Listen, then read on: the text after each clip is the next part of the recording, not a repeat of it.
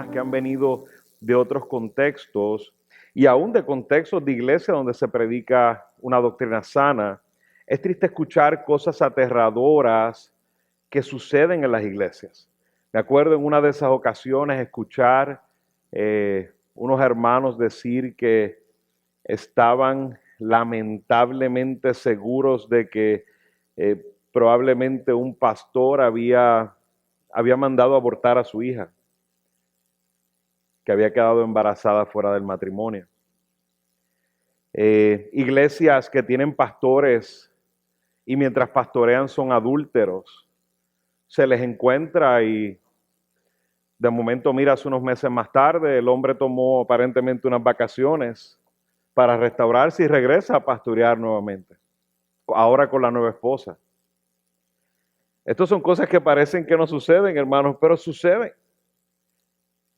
Iglesias donde hay personas intocables, donde hay pastores que le tienen miedo a personas, que están viviendo públicamente en pecado, pero son los que cantan, son los que tocan el piano, son los que más dinero dan a la iglesia y son intocables.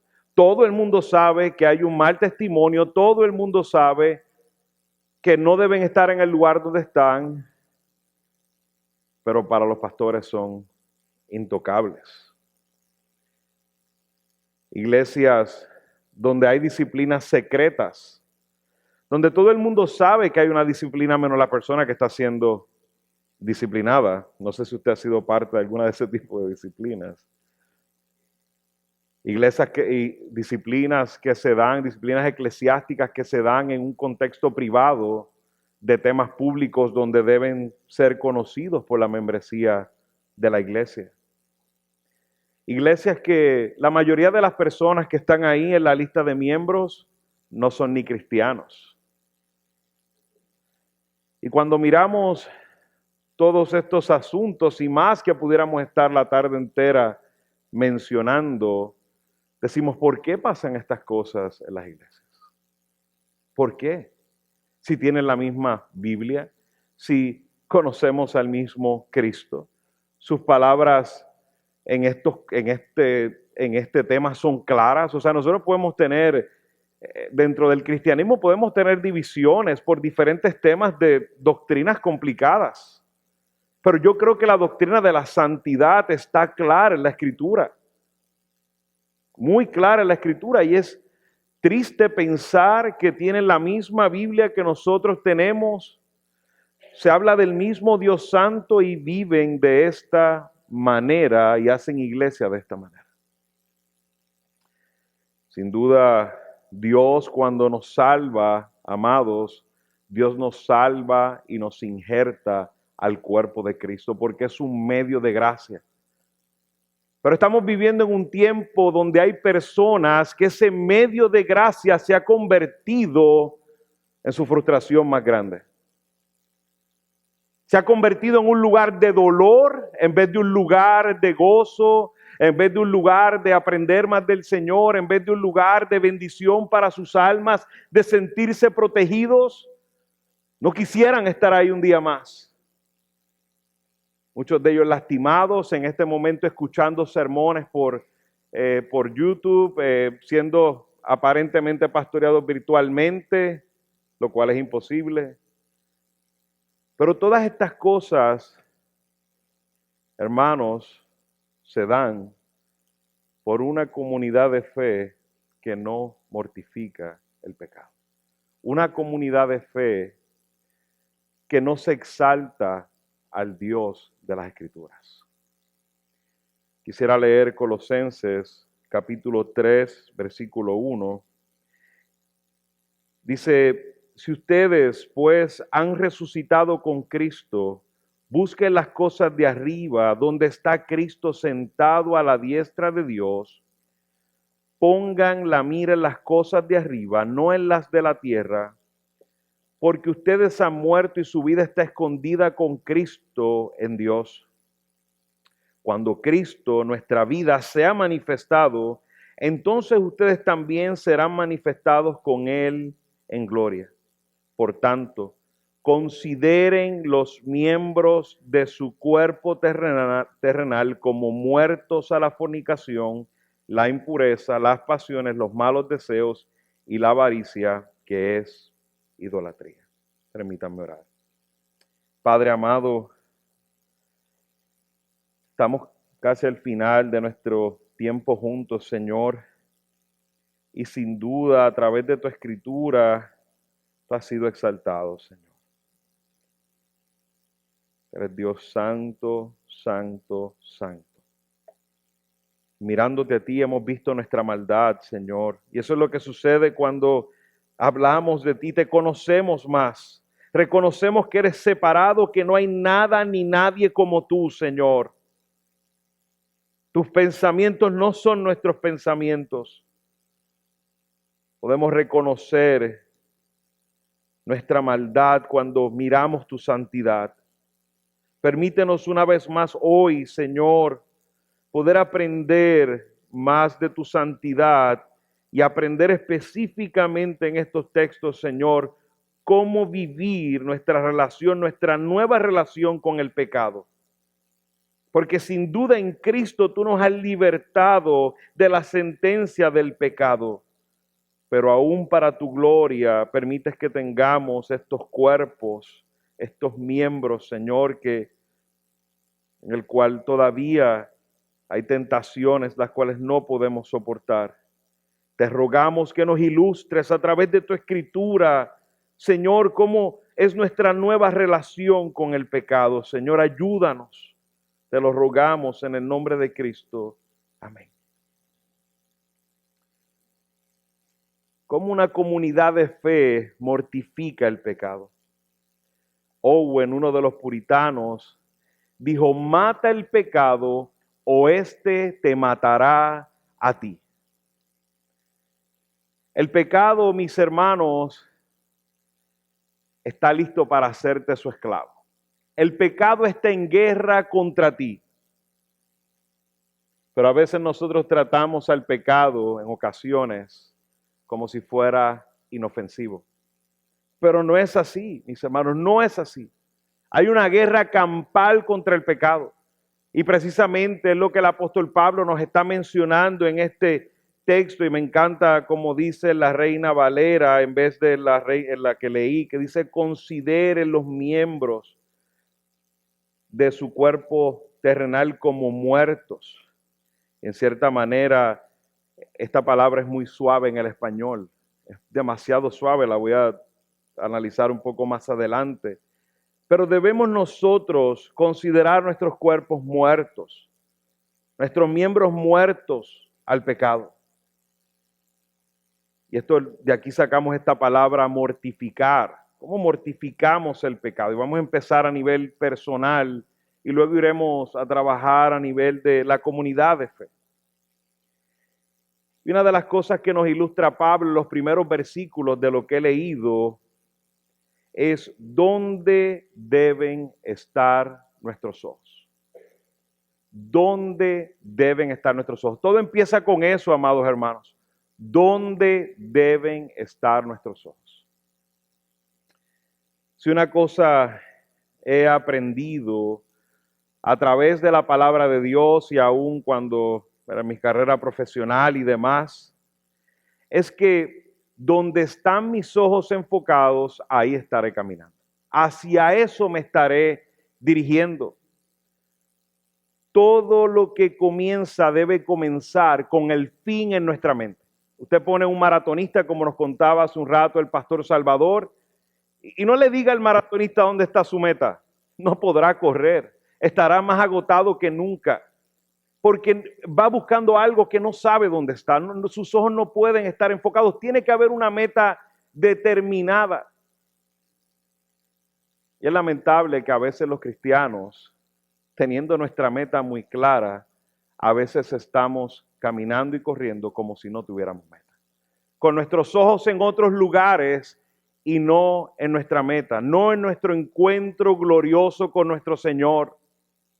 Que eso es lo que al final todos estamos esperando. Todo lo que propongamos en nuestra vida, iglesia, debe estar enfocado en el encuentro inminente con nuestro Señor Jesucristo. Nuestros ojos son las ventanas para el mundo. Es como vemos absolutamente todo. Si hay algo en lo que trabajamos los pastores, es en ayudar a cada uno de nuestros hermanos a través de la enseñanza bíblica a tener una cosmovisión bíblica de todo, que afecta absolutamente todo en su vida. Hermanos, no hay nada en su vida que no esté relacionado a su relación con Cristo. Si encuentra algo, preocúpese y entréguelo a Cristo inmediatamente. Todo en su vida está relacionado con Cristo. Me acuerdo que en una de las compañías que trabajaba hace unos años atrás, era una compañía que en parte tenía que manejar un equipo de ventas. Y esta compañía era experta y conocía a veces hasta más que nosotros. Conocía de cómo funciona el ser humano. Y yo me acuerdo que hacían todos estos concursos, invitaban a los vendedores a poner las fotos del carro que ellos deseaban, de la casa que deseaban, de las vacaciones que querían, de todas las metas, las ponían, tenían que ponerlas en sus escritorios. Cuando venía cualquier presentación, eso era asombroso, mostrarte a aquellos que habían logrado grandes cosas. Ellos conocían muy bien cómo funcionan los seres humanos. De hecho, si hay alguien que sabe cómo somos los seres humanos, es Satanás. El trabajo de Satanás, mis hermanos, no es atacarte en cierta manera directamente. Ese no es el trabajo de Satanás. El trabajo de Satanás es poner tus ojos en las cosas de este mundo. Ese es el trabajo de él. Por un momento pensamos en la conversación de Jesús con Satanás. ¿Y qué hizo Satanás? Atacar a Jesús, bueno, ni se le hubiese ocurrido. Pero ¿cuál fue el trabajo de Satanás? Tratar de desviar los ojos de Jesús. Ahí fue y le presentó todos los reinos. Te doy todo esto si me adoras. Y se lo mostró, según vemos el texto. Hay una muestra, sus ojos vieron todos los reinos. Y Satanás le dijo, esto es lo que tengo para ti si me adoras. Aún cuando vemos el pecado de Eva, de Adán y Eva, ¿cómo empezó? En los ojos. En los ojos. Mis amados, vamos a caminar hacia donde nuestros ojos estén enfocados. Una de las cosas que vamos a ver siempre es que Satanás nos va a invitar a poner nuestros ojos en las cosas terrenales. Y lo que sucede es que cuando nuestros ojos están puestos, caminando el caminar en Cristo, con nuestros ojos puestos en las cosas terrenales, nuestra vista está siendo aturdida, totalmente aturdida. Las cosas no se van a ver correctamente, se van a ver mal. Y nosotros debemos tener claro que nuestros ojos solo deben estar puestos en nuestro encuentro inminente con Cristo. Cuando nos levantamos por encima de las cosas de la tierra, vamos a poder estimar la pobreza en la que vive este mundo y aprender a poner nuestros ojos en las realidades celestiales. La única razón por que estimamos las cosas de esta tierra, la única razón es porque vivimos asombrados de las mansiones que tienen los ricos, de los vehículos, de la aparente gloria que tienen, hermanos. Es porque nuestra vista está aturdida. Satanás nos ha tentado, pero cuando nosotros hemos visto al Dios Santo y hemos visto las realidades celestiales y nuestros ojos están en Cristo, solo vemos eso como una pobredumbre. Nuestras bendiciones, amados, están con Cristo. No debemos enredarnos, mis hermanos, en las cosas de esta tierra. Esta porción en Colosenses es un llamado a alejar nuestros ojos de las cosas de la tierra y de los principios elementales de este mundo, como comenta el apóstol Pablo en esta carta. ¿dónde están tus ojos? Fíjense que esta palabra que he leído en Colosenses 3, versículo 1, Pablo desde el principio, hay una frase que nos confronta, porque dice, si ustedes pues han resucitado con Cristo.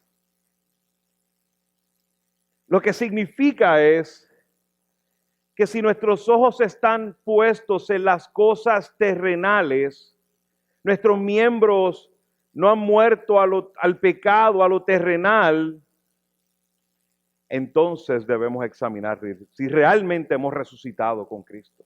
Así de fuerte es esa expresión.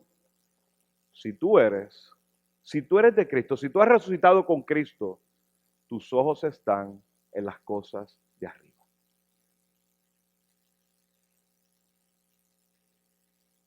Me acuerdo que vino un pastor a nuestra congregación, el pastor Altieri, quien estimo mucho, y una vez nos hizo una ilustración que me impactó bastante en el aspecto de cómo es nuestra lucha con el pecado, cómo es este proceso de luchar contra nuestra naturaleza pecaminosa. Y me acuerdo que él decía, por ejemplo, yo conozco del pastor Byron, que llegó más o menos a los 35 años al Evangelio, cumplió 60 reciente, lo digo porque soy yo, ¿no? Se ve joven, pero cumplió 60. Yo parezco de 60, pero él es el que los tiene. Pero cuando usted mira y usted ve que cuando llegamos a Cristo hay un nuevo nacimiento, todavía Byron como creyente cuando nació de nuevo, todavía el hombre viejo lo aventaja. Imagínese aquel que llegó a Cristo a los 40 años y apenas tiene 45. Es como ver 5 años de el nuevo hombre contra 40 años. Imagínese una lucha entre un adulto de 40 años y un niño de 5 años. Usted diría, no, con eso es lo que luchamos. Aquellos que Dios nos permitió estar más tiempo en el mundo tienen una lucha grande, campal, la cual no debe descansar un solo día. Usted no dejaría a un niño de 5 años solo con un hombre perdido de 40. A nadie se le ocurriría eso.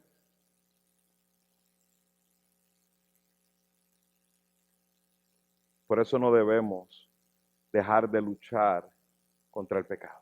No podemos. Tenemos que mortificar el pecado, amado hermano. ¿Y qué es mortificar el pecado? Eso viene de 2 palabras, muerte y hacer. Entonces significa hacer que algo se muera. Hacer que algo se muera. Y cuando nosotros miramos atrás en el tiempo, hubo unos que tuvieron una buena idea, pero definitivamente no es la solución. Hubo unos monjes en un tiempo que dijeron, bueno, pues vamos a hacer morir el pecado, vamos a mortificarlo. Y se escondieron en los monasterios. Dijeron, no vamos a enfrentarnos absolutamente a nada. Parece que Juan 17 todavía no lo habían podido traducir. Y se fueron y se escondieron en monasterios. Y dijeron, no vamos a ver el mundo para nada. Pero todos sabemos las historias que pasaron ahí. El pecado se fue con ellos. Por eso Jesús dijo, no estoy orando para que los saques del mundo, sino que cuiden mientras estén en el mundo. Debemos estar en el mundo y vamos a estar en un mundo que nos va a tentar, que va a tentar a nuestros ojos, a nuestra vista, para que pongamos nuestros ojos en las cosas terrenales. Escaparse del mundo no es una opción. Enredarte en todos los ministerios de la iglesia para evitar tu hogar no es una opción. Tratar de trabajar en un contexto cristiano, que sería buenísimo, pero hermano, entienda, usted tiene un mundo que enfrentar. Aún dentro de su familia hay gente que no ha llegado a Cristo. El perfeccionismo no es una opción. Tampoco ninguna porción de las Escrituras nos enseña que podemos estar sin pecado. Nosotros estaremos en este cuerpo de pecado hasta que seamos resucitados con Cristo físicamente. a menos que muramos antes de que Él venga y estaremos con Él, para si nuestra alma estará con Él.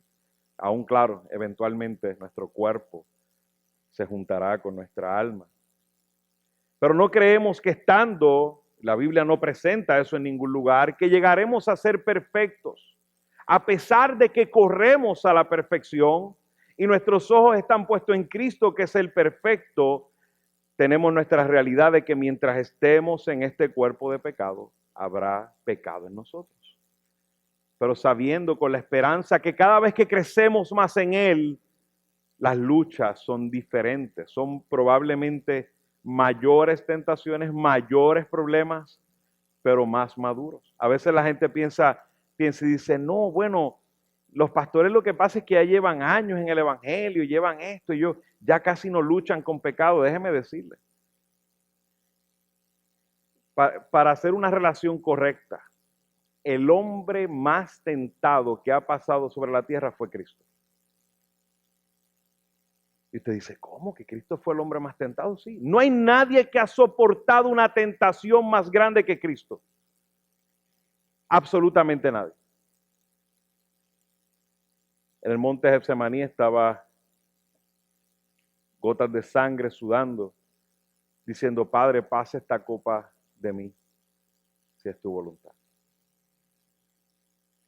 Iba a sufrir una ira, la ira que nosotros merecíamos. Y Él tenía todo a su poder. Podía llamar unas legiones de ángeles y aparecían inmediatamente. Podía resistir. Nosotros no podemos resistir absolutamente nada. Absolutamente nada. Por eso digo que ha sido el más tentado, porque es el más que pudo resistir. A nosotros Satanás nos tira una flechita y ya. Estamos atribulados, estamos pecando.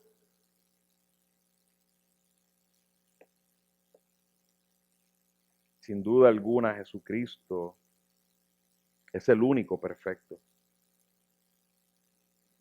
John Owen, el puritano, escribió un tratado completo acerca de mortificar el pecado, el cual invito a que lo busque. Es un libro pequeño. Algunos hermanos dicen, bueno, la definición de usted, pastor, pequeño, no es pequeño realmente, no está grande. Y dijo en este manual, es más fácil que un hombre vea sin tener ojos, hable sin tener lengua, a que verdaderamente mortifique el pecado sin el Espíritu. Es necesario, mis amados, el único que va a poder mortificar el pecado es el creyente. Por eso Pablo dice, si ustedes pues han resucitado. Pablo no haría un llamado a los no creyentes a mortificar el pecado.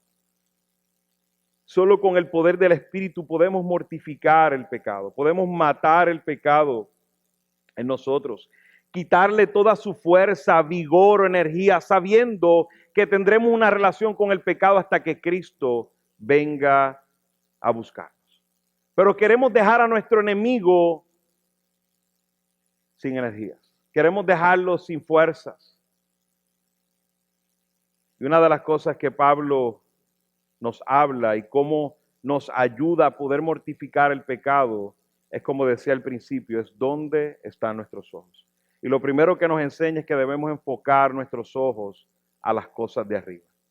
Nuestros ojos siempre, usted mira ahora sus ojos, usted no los va a poder mirar, pero yo sí, pero usted está buscando qué enfocar. Su ojo siempre está buscando qué enfocar. De hecho, cuando usted tiene un problema de la vista, usted se da cuenta, en mi caso, que yo no puedo ver bien de lejos.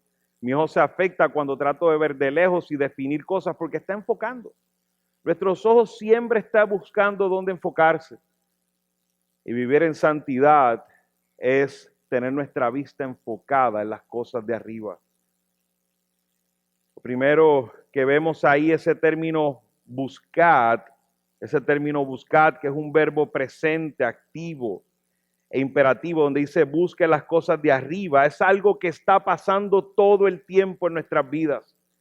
Y es un imperativo, como dije antes, es un mandato apostólico. O sea que debemos tratar cada vez de encontrar, desear, buscar, que es los sinónimos de esta palabra. Debemos buscar las cosas de arriba. Por eso el Señor Jesús nos dijo en Mateo 6, más buscar primeramente el reino de los cielos y su justicia, y todas estas cosas serán añadidas.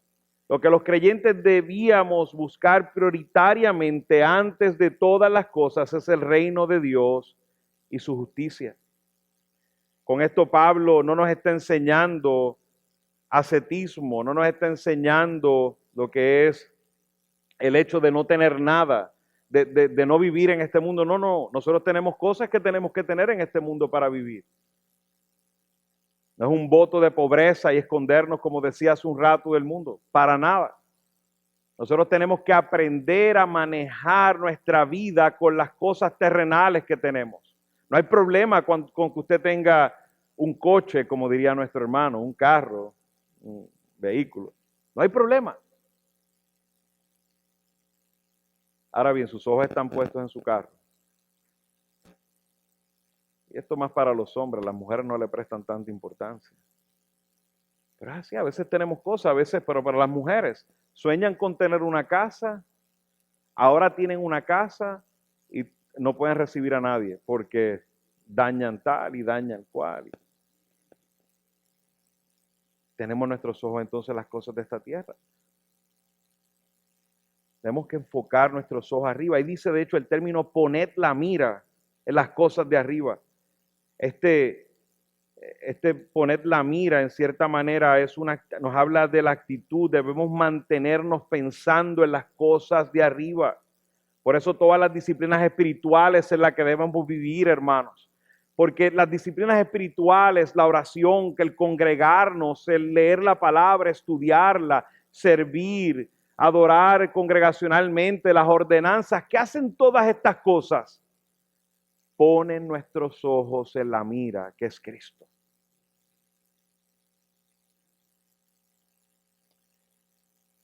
También Pablo nos enseña en el versículo 3, dice, porque ustedes han muerto y su vida está escondida con Cristo en Dios. Nos enseña Pablo a que debemos alejar nuestros ojos de nosotros mismos. Pon tus ojos arriba y aleja tus ojos de ti mismo. Me acuerdo que le contaba a la iglesia en un momento sobre la mitología griega, sobre quién era Narciso. Narciso era un joven con una apariencia bella, hermosa, llamativa. Todos los hombres y aún todas las mujeres y los hombres quedaban enamorados de él, pero este los rechazaba. Pero uno de los dioses o diosas, Némesis, para castigar a Narciso, hizo que se enamorara de su propia imagen, reflejada en un estanque. En una contemplación absorta, incapaz de separarse de su imagen, Narciso acabó arrojándose a las aguas. Lamentablemente así vivimos muchos, así viven muchos hermanos. Vivimos con el síndrome de Narciso. Su vida se trata de mirarse a sí mismos. No estoy diciendo que es pecado mirarse al espejo, por favor mírese, hágale un favor a los demás. Pero no es el hecho de que usted se mire al espejo, es que la manera en que vivimos la vida es con un enfoque a nosotros mismos. Todo gira alrededor de nosotros. Es como que nos hemos entronado y la vida gira alrededor mío. Ese es el síndrome de Narciso. Si algo debemos proponernos, hermanos, es alejar nuestros ojos de nosotros mismos. Jesús dijo, si alguien quiere venir en pos de mí, niéguese a sí mismo. Tome su cruz y sígame. Debemos morir a nosotros. Ese Narciso sin duda alguna se fue al estanque. Y hemos nacido en Cristo. Si alguno está en Cristo, nueva criatura es, las cosas viejas pasaron, he aquí, todas son hechas nuevas. Nosotros, hermanos, éramos Narcisos sin duda, pero Dios tuvo misericordia de nosotros. Qué hermoso es que cuando vemos ahora el espejo, en vez de mirarnos a nosotros mismos, podemos ver a Cristo. Porque ya no vivo yo, sino que vive Cristo en mí. Dios nos quitó la venda de nuestros ojos Cuando nos íbamos al estanque y nos veíamos hermosos, Dios quitó la venda de nuestros ojos y la próxima vez que fuimos al estanque, nos vimos de la manera que realmente somos. Por eso nuestros ojos se enfocaron en Cristo. Ahora el Señor nos manda a mirar nuevamente al mismo estanque y podemos ver a Cristo en nosotros, la hermosura de Él. Debemos alejar nuestros ojos, los ojos de nosotros mismos. También debemos mirar, como dice el texto, debemos alejar nuestros ojos del pecado. Miren cómo vemos ahí el versículo 5 y voy a brincar el versículo 4 para el final con un propósito. Dice, por tanto, considere los miembros de su cuerpo terrenal como muertos. Y mire lo que nos dice: la fornicación, la impureza, las pasiones, los malos deseos y la avaricia. Me gusta, como dije hace un rato, en Reina Valera, porque en Reina Valera dice haced morir. Es la mejor traducción en ese caso, en ese específicamente versículo. No quiero entrar en debates de traducciones, pero no estoy diciendo en general. Hay cosas de una traductora mejor que otra. Pero en este texto, considerar en español no trae el sentido. Fíjense la diferencia. En Reina Valera dice haced morir. De hecho, la palabra que está ahí viene con el griego, dice necros, que habla de muerte, ¿verdad? O sea que haced morir es lo que debe decir ahí en español, porque en español nosotros considerar, podemos decir, bueno, debo considerarlo. Es como más liviano, ¿no? Aquí hay un mandato: haced morir lo terrenal en nosotros, llevarlo a la muerte. Los creyentes debemos tomar una decisión radical de hacer morir el pecado en nosotros, sosteniendo a la carne la nueva naturaleza llena del Espíritu de Dios. Nuestro viejo hombre fue crucificado juntamente con Él para que el cuerpo del pecado sea destruido, a fin de que no sirvamos más al pecado, nos dice Romanos 6:6. Hemos muerto respecto a la paga del pecado, pero el poder de éste aún puede permanecer fuerte y nuestra carne es débil. El pastor MacArthur dice: el pecado es como un monarca destronado que ya no reina ni tiene autoridad para condenar, pero que se empeña en debilitar y destruir a sus antiguos súbditos. El pecado aún tiene fuerza y lograr vencerlo requiere el poder del Espíritu. Pero cuando vemos esta lucha del pecado, Satanás nos ataca tratando de poner nuestros ojos en las cosas de este mundo. Es una lucha campal. Tenemos un cuerpo, como decía Pablo, miserable de mí, me siento que tengo un cuerpo muerto, y la ilustración que Pablo nos trae es que está cargando un cuerpo muerto. Es una especie de pena de muerte que le daban a los presos en aquel momento. Le colgaban un cuerpo muerto hasta que la putrefacción de ese cuerpo terminaba de matarlo. Así se sentía Pablo en su lucha con el pecado. Pero así debemos sentirnos también nosotros luchando con el pecado. Tenemos que ver dónde está nuestra vista. Aún Jesús dijo: si tu ojo derecho te hace pecar, arráncalo y tíralo, porque te es mejor que se pierda uno de tus miembros y no que todo tu cuerpo sea arrojado al infierno. Solo el Espíritu Santo, mediante la palabra y la oración, nos puede sostener en medio de la batalla con el pecado. Debemos hacer morir el pecado. Fíjese cómo dice Richard Baxter, uno de los puritanos, dice: trate al pecado como éste lo trata a usted. No se compadezca de él así como él no se compadece de usted. Trátelo como debe tratarse a un asesino. Hágalo morir antes que él lo haga con usted. Y aunque lo lleve a usted hasta la tumba, como le hizo a su cabeza, no podrá mantenerlo allí. La batalla contra el pecado está presente todos los días de nuestra vida. Mata lo terrenal en ti, es el mensaje que nos da el apóstol Pablo. Pero ¿cómo debemos hacerlo?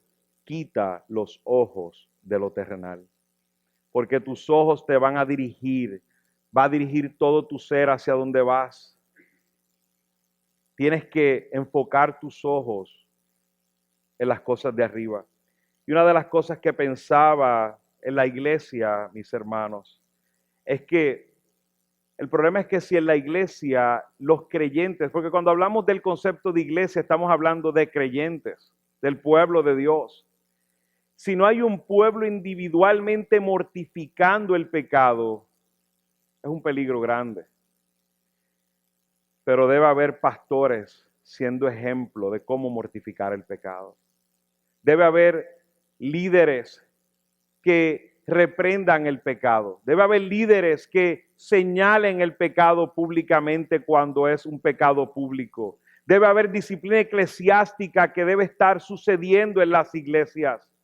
Pero cuando los líderes se hacen de ojos ciegos ante el pecado, eso es algo muy triste.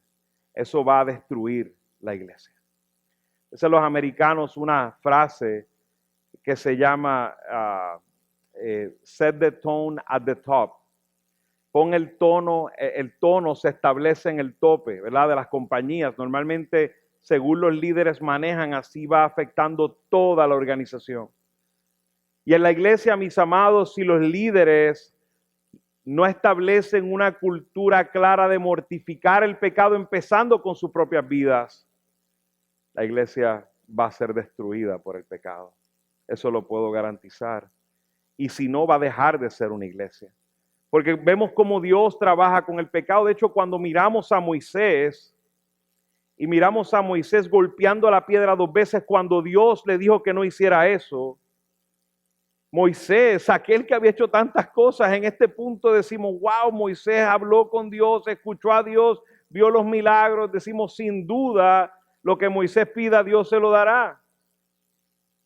Pero él fue, golpeó la piedra, desobedeció a Dios y le dijo, como santo seré tratado delante de mi pueblo. Y no iba a entrar a la tierra, no entró a la tierra prometida, entró Moisés. Y a veces, alguno aquí ha hecho más cosas que Moisés para el Señor. Los pastores deben mortificar el pecado, empezando con sus propias vidas.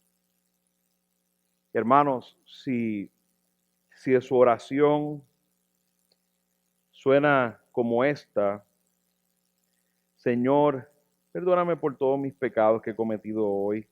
Perdóname, Señor. Necesito tal y cual, ¿verdad? Porque empezamos a pedir cosas y demás. Yo puedo entender que es una oración de un nuevo convertido, que no ha entendido esto. Muy diferente cuando oramos y decir, Señor, perdóname, porque creo que fui áspero con mi esposa hoy. Creo que le hablé mal. Señor, ayúdame. Señor, perdóname. Señor, perdóname, porque probablemente dije algo que a lo mejor podría ser una mentira. Señor, perdóname porque leí tu palabra hoy con amor. La leí para salir del paso. Debemos aprender parte de mortificar el pecado, y esto es para cada pastor. Nosotros somos los primeros porque a veces estamos tan envueltos en el ministerio que se nos olvida derramar nuestras almas en confesión delante de nuestro Dios. Tenemos que ser un ejemplo para la Grey y tenemos que orar específicamente por los pecados con los que estamos luchando. Y debemos enseñar a nuestras congregaciones a confesar sus pecados delante de Dios. De la misma manera que nuestros niños pequeños cuando hacen algo mal, usted sabe lo que hace mal y por qué usted le dice a su hijo, dímelo, ¿qué hiciste mal? ¿Por qué? Porque quiere saber que ha reconocido su maldad. Pero nosotros venimos con una oración general, Señor, perdona nuestros pecados. Hoy perdóname mis pecados, hoy que son tantos, Señor.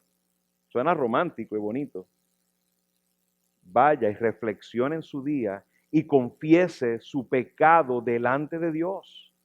Eso va con todos, pero en especial los pastores debemos cuidarnos en ese aspecto. Hay un hermano que ya tienes confianza, pareciera que no peca o pareciera que siempre está así. Oremos de manera general. No, pregúntale directamente, hermano, con qué pecado estás luchando. Déjame saber por qué pecado quieres que ore. Igual entre los miembros de la iglesia. O sea, esto no es solo, mortificar el pecado no es solo de los pastores, sino que también ahora vamos a los miembros de la iglesia. Los miembros de la iglesia deben tener una cultura correcta, bíblica, de la rendición de cuentas, de confesión, como dice en Santiago 5, nos habla de confesaos los unos a otros para sanación. Debe tener hermanos fieles que son ejemplo para usted, que lo pueden cuidar en oración, que usted puede confesar sus pecados con los que está luchando. No estoy diciendo que se va a convertir en esa persona. Usted ora a Dios y confiesa sus pecados a Dios, pero hay pecados con los que usted está perdiendo la batalla. Y usted debe levantar sus manos y decir, necesito ayuda. Necesito a alguien que me ayude a luchar con este pecado. Y eso es una cultura que debe estar en la iglesia. Una de las cosas que pasó cuando Dios me permitió empezar a pastorear aquí fue esta realidad. Y doy gracias al Señor que entre nosotros en el liderazgo hay una cultura de rendición de cuentas, donde sabemos con qué pecado. El pastor Byron sabe con qué pecados yo lucho. Yo sé con qué pecados él lucha. Él ora por mí, yo oro por él, los diáconos entre ellos y aún entre muchos hermanos. Eso debe pasar en una comunidad de fe que mortifica el pecado, que nos ayuden estos hermanos a luchar con nuestros pecados y poner nuestros ojos en las cosas de arriba. En matar lo terrenal y poner nuestros ojos en las cosas de arriba. Pero estas culturas en las iglesias a veces las rechazamos, porque como decían muchos, queremos vivir una vida que nadie se meta en mi vida. Claro, usted no le va a contar sus pecados con los que está luchando a todo el mundo en la iglesia, pero tiene que haber alguien con quien usted pueda tener confianza, que ha visto testimonio, con quien usted pueda abrir su corazón. No se quede solo luchando con su pecado si ve que ya ha estado perdiendo. Abra su corazón, Satanás lo quiere, y Satanás lo quiere en lo escondido, no hables con nadie. Qué vergüenza. Tú que eres el que vas bien vestidito el domingo, qué vergüenza cuando te escuchan. Eso es lo que te va a susurrar Satanás al oído. Usted sabe que es triste que hay pastores que nos enteramos que de momento cayeron en el adulterio y dijimos así, de momento. No, eso no fue de momento, eso lleva mucho tiempo. Cayó en adulterio porque lleva mucho tiempo sin mortificar el pecado y ha perdido la batalla. Dios nos ha dado los medios de gracia y la iglesia es un medio de gracia para mantenernos mortificando nuestros pecados. Familias que mortifican el pecado. A nivel de la familia, mis hermanos, nuestra familia, como narraba el pastor Osvaldo, y habla de nuestros hogares, debe ser hogares santos. A veces en nuestros hogares permitimos cosas que deshonran a nuestro Dios. A veces cuando corregimos a nuestros hijos lo hacemos por la vergüenza y no por la santidad de Dios. Nosotros estamos llamados a honrar a Dios, pero no, regaño a mis hijos. Qué vergüenza me hiciste pasar frente a fulano de tal. Eso es lo secundario, hermano. Es que deshonroso es esto nuestro Dios santo lo que acabas de hacer. Los cristianos debemos vivir. En Puerto Rico había un show que era una casa con cristal, las paredes de cristal. ¿Usted se atrevería a vivir en una casa así con su familia? Claro, obviamente no estamos pensando en cosas, ¿verdad? Pues no estamos pensando, no, que no tiene que ver con ese pensamiento de que estoy sin ropa, nada de eso, no.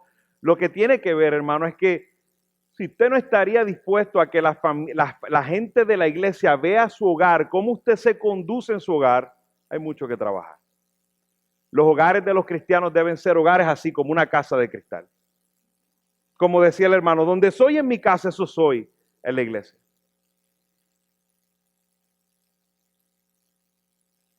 Finalmente, hermanos, el apóstol Pablo nos ha dicho que enfoquemos nuestros ojos, ¿verdad? Primero en las cosas de arriba, que nos alejemos de nuestros ojos de nosotros mismos, que alejemos nuestros ojos de lo terrenal, porque nos hace una invitación a que pongamos nuestros ojos en el regreso de Cristo. Cuando Cristo, nuestra vida, sea manifestado, entonces ustedes también serán manifestados con Él en gloria. Hermano, nuestra esperanza y lo que nos hace caminar en una vida, como una comunidad de fe, como cada uno de nosotros mortificando nuestro pecado, es nuestro encuentro glorioso con Cristo.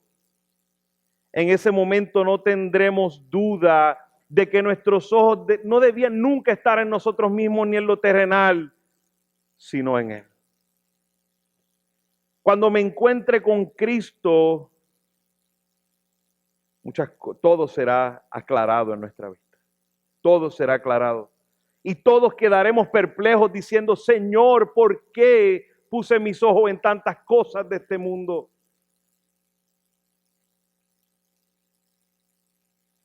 Le digo algo, si sus ojos están en cosas que no tienen repercusiones en su encuentro inminente con Cristo, quite los ojos de eso. Vuelvo y repito, si sus ojos están en cosas que no tienen nada que ver con el encuentro inminente con Cristo, quite sus ojos de esas cosas. Cristo nos va a pedir cuenta. Todos enfrentaremos el tribunal de Cristo. Y ese día todo será claro, hermano. Pero no es que ha estado escondido, es que está aquí revelado. Somos nosotros los que lo escondemos con nuestro pecado. Nosotros debemos vivir para Él, para su gloria, para encontrarnos con Él. Cuando nosotros nos encontramos con las parábolas de la rendición de cuentas, solo vaya por las parábolas y usted dirá, yo le tengo que rendir cuentas al Señor.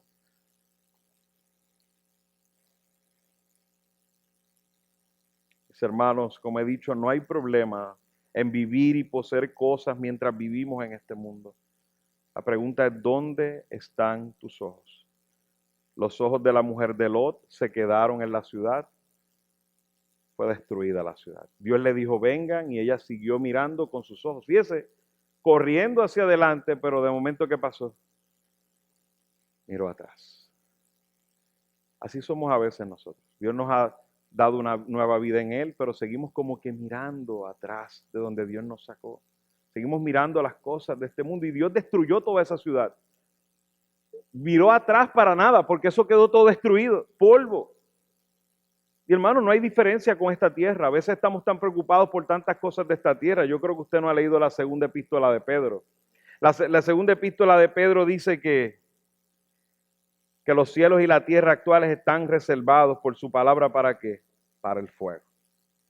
Pastor MacArthur dice, aquí gente preocupada por los árboles, preocupada por los montes, preocupada por todo eso, que vayan después cómo va a quedar esto. No va a quedar nada.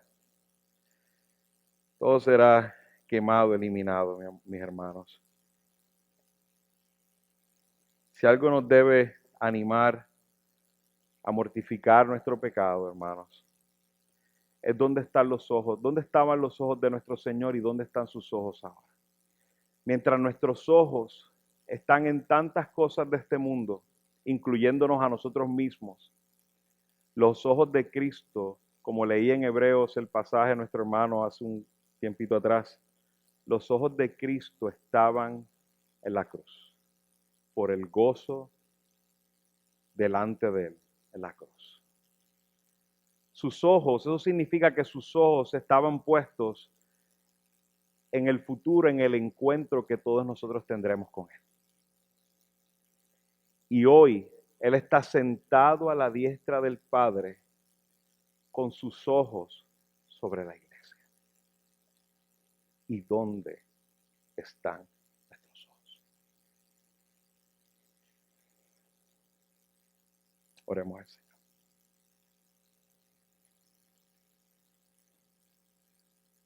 Padre amado, qué bueno tú eres, Señor. Que nos refrescas con tu palabra, Señor. Pero a la vez confrontas nuestros corazones. Señor, hemos vivido vidas en ocasiones, en temporadas, sin luchar contra el pecado, Señor. Permítenos cada día de nuestra vida mortificar nuestros pecados, Padre. Quitando nuestros ojos de las cosas de este mundo y poniendo nuestros ojos en ese encuentro que tendremos contigo, Señor. Ayúdanos, Señor. Queremos salir de aquí hoy y estamos dispuestos a vivir en más santidad, Señor, vivir y gozarnos en esa obra que estás haciendo en nosotros. Pero, Señor, no lo haremos si nuestros ojos no están mirando tu santidad. Permítanos mirar tu santidad, Señor, para reconocer nuestra maldad y poder mortificar nuestros pecados y seguir caminando adelante con nuestros ojos puestos en nuestra meta, que es Cristo. Líbranos de las distracciones, líbranos de este mundo, Señor, que da tantas tentaciones para poner nuestros ojos, nuestro enfoque, nuestro ser. Perdónanos, Padre, perdónanos, que vivimos en este país con tanta abundancia, Señor, y tantas tentaciones. Perdónanos, Señor.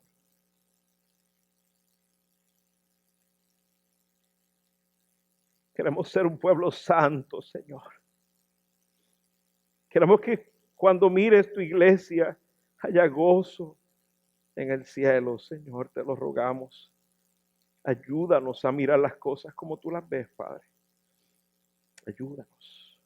Permítanos mantener nuestros ojos en el autor y consumador de la fe, en el blanco soberano, Cristo. En su nombre oramos.